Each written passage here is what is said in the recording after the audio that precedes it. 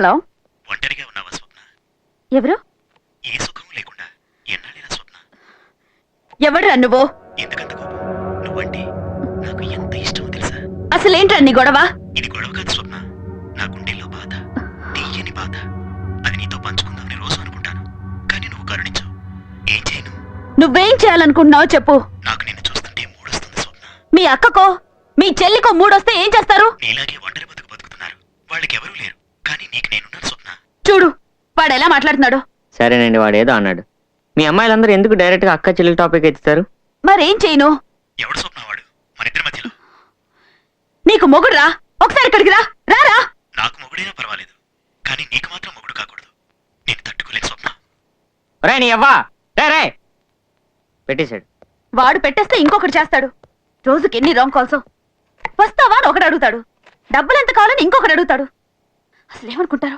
దీనికి అంతటికీ ఒకటే సొల్యూషన్ అండి, వాళ్ళని ఎంటర్టైన్ చేయకూడదు. ఓహో, నాకు నీతులు చెప్తున్నావా? మరి వాళ్ళకి చెప్పలేను కదండి. నా మీద నీకు కొంచెం కమాండ్ ఎక్కువైనట్టుంది. లేదండి. అయ్యో, ఏమైందండి? ఏమైంది? కాలు తిమ్మిరెక్కింది. ఉండు, 2 minutes. కదలకండి. 2 minutes. కదలద్దు. నీ వయసు ఎంత? 22.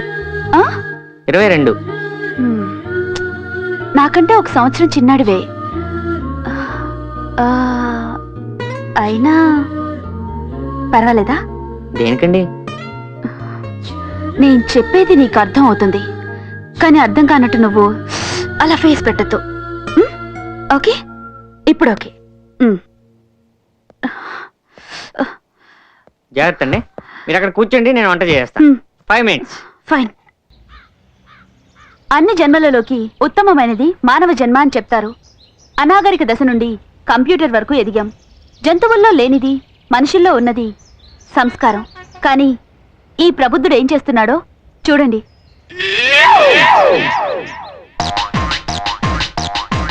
విచక్షణారహితంగా బహిరంగంగా మూత్ర విసర్జన చేస్తున్నాడు.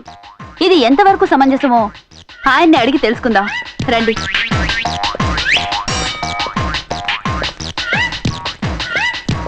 Excuse me. నువ్వా? మిమ్మల్ని ఇంటర్వ్యూ చేయాలి. ఇప్పుడు ఈ టైంలో ఇంటర్వ్యూ ఏంటంటే అర్థం లేకున్నాను. మేము వెయిట్ చేస్తాం. వెయిట్ చేస్తారా? చెయ్యండి. Hello hello hello, excuse me, కొంచెం 5 minutes ఇంటర్వ్యూ అండి. ఏంటండి? ఇలా చేస్తున్నందుకు మీకు సిగ్గుగా అనిపించడం లేదా? అంటే ఎమర్జెన్సీ మేడం, కడుపు ఉబ్బరంగా ఉండి కొంచెం కక్కుర్తి పడ్డాను. లేదు, ఎన్నడూ తప్పు చేయని వాడు సిగ్గుతో చేస్తాడు. కానీ మీరలా కాదు, చాలా ప్రొఫెషనల్ గా ఉన్నారు. ప్రొఫెషనల్ ఏంటి మేడం? ప్రొఫెషనల్ అని మాట్లాడతారు. నేనేమన్నా మనుషులు తీసుకొచ్చి అక్కడ పోయిస్తున్నా డబ్బులు తీసుకుని? ఇది మీకు బాగా అలవాట్లా ఉంది. మేడం, నేను నీకేం అపకారం చేశానమ్మా? ముందు నాకు ఆన్సర్ చెప్పండి. ఏంటండి? పిల్లలు చదువుకునే ఈ లైబ్రరీని పాడు చేయడానికి సిగ్గుగా లేదు? ఒక సిటిజన్ గా మీకున్న రెస్పాన్సిబిలిటీ ఇదేనా? అరే, ఇంట్లో పెంచుకునే బొచ్చు కుక్క కూడా దీనికోసం బయటికి వెళ్తుంది. ఏంటమ్మా, రాష్ట్రం మొత్తాన్ని నేను ఒక్కడే నాశనం చేస్తున్నట్టు ఇంత కలరింగ్ ఇస్తున్నావు? తల్లి, నీ పుణ్యమాని ఉద్యోగం పోయింది, పెళ్ళాం విడాకులకు అప్లై చేసింది, చివరికి ఇది కూడా పోసుకునేవా అమ్మా? నీకో దండం, నీ టీవీ నేనుకో దండం అమ్మా. నా మాట విని ఎళ్ళు తల్లి. ఇదిగో నేను ఇక్కడే కూర్చుంటానమ్మా, ఇక్కడ ఎవడో పోయకుండా చూస్తానమ్మా. ఎళ్ళు తల్లి, నీకు దండం పెడతాను, ఎళ్ళమ్మా. కళ్ళ కూడా వచ్చేటట్టున్నావు తల్లి, ఎళ్ళమ్మా.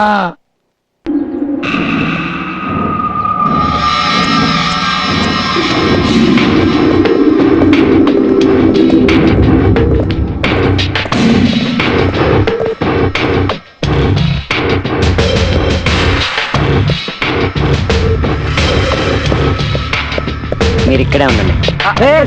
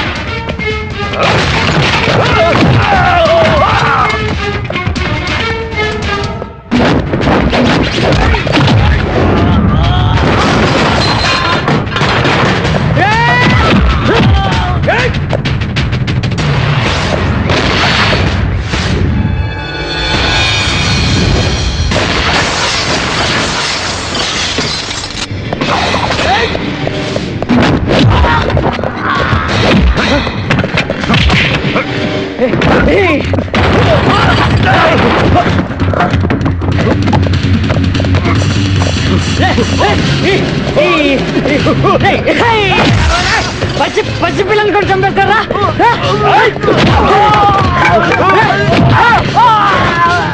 60 మంది చచ్చిపోయారా? పిల్లలు కూడా చంపేస్తారా మీరు?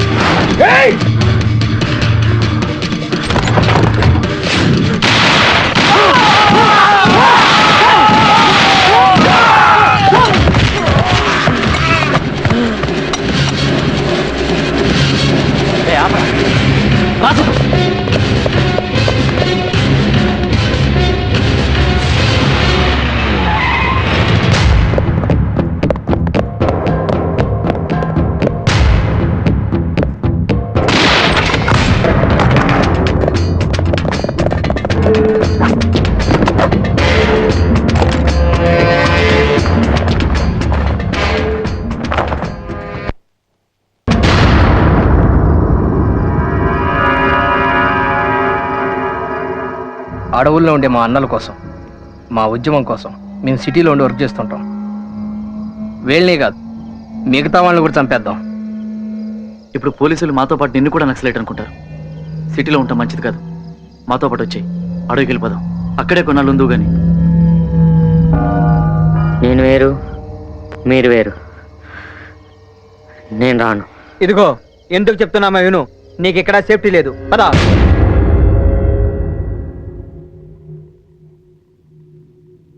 ఈ ఇంట్లో ఎప్పటి నుంచి ఉంటున్నారు? లాస్ట్ ఇయర్ నుండి.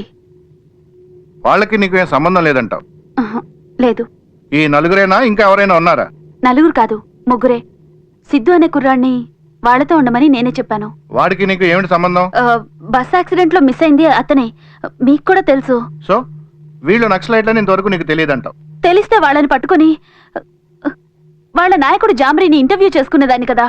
అంతేగాని పోలీసులకు మాత్రం చెప్పవు. నువ్వే ఇంటర్వ్యూ చేసుకుంటావు.